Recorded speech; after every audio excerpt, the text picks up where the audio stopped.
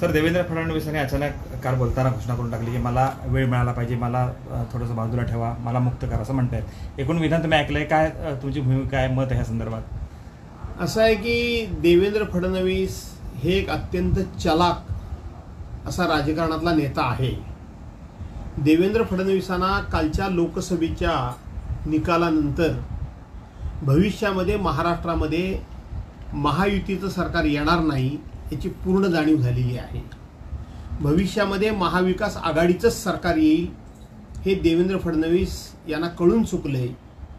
कारण त्यांनी त्यांच्या नेतृत्वाखाली 45+ अशी जी घोषणा केली होती ती त्यांना कळून चुकलं की हिंदुहृदय सम्राट शिवसेना प्रमुख मान्य बाळासाहेब ठाकरे यांचा जर आपण आपल्या बॅनरवर फोटोच वापरला नसता तर 4 सुद्धा आपले खासदार निवडून महाराष्ट्रामध्ये आले नसते.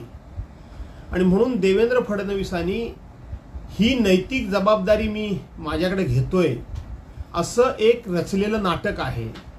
आणि त्या निमित्तानं त्यांना एका दगडामध्ये 2 पक्षी मारायचे आहेत.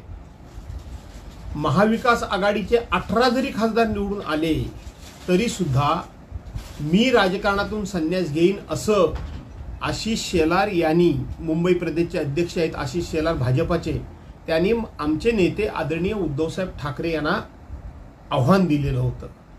आणि देवेंद्र फडणवीसांना सरकार आपलं येणार नाही त्यामुळं पक्ष आपल्या हातात राहावा याकरता त्यांना चंद्रशेखर बावनकुळेंनाच बाजूला करायचं आहे आणि पक्षाचं अध्यक्षपद आपल्या ताब्यात ठेवायचं आहे.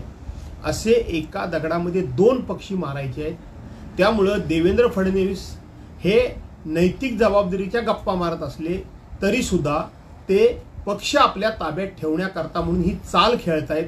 म्हणून देवेंद्र फडणवीस हे अत्यंत चलाक नेते आहेत असं मी म्हणालो.